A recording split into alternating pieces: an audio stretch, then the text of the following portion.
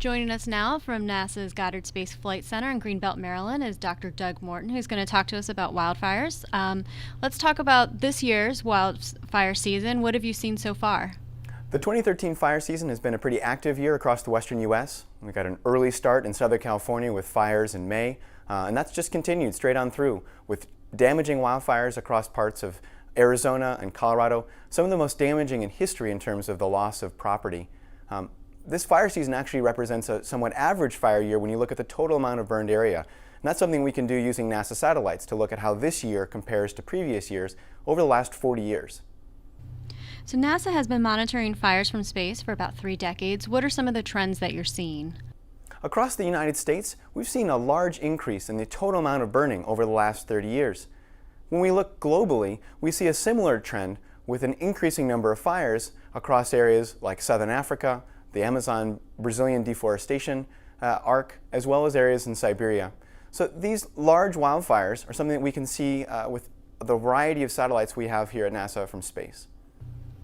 What do projections show for the future? Hot and dry conditions are really needed to have a large wildfire. And as we look out using the latest generation of climate models, we see areas of the United States that are already prone to fires getting hotter and drier, here shown in shades of red, and as well as the fact that we see areas that today aren't at risk of large wildfires becoming at a greater risk of those fires by the end of this century. Areas like the upper Midwest or the Great Plains. So how are NASA satellites flying some 400 miles above the Earth used to detect and monitor wildfires? At NASA, we have 14 different satellites that are observing the Earth at all times. Those satellites give us an opportunity to study fires globally. Satellites like NASA's Landsat series allow us to look at a detailed opportunity of mapping out individual fires and their burn scars. Other satellites are used to actively detect those fires and distribute that information in near real time. We even use other satellite sensors to study the smoke that gets released by those fires. And we can combine all of that information into a global model that allows us to look at where fires are burning and how the aerosols, the smoke and particulate matter that gets released from those fires mixes into our atmosphere and helps us understand the Earth as a system.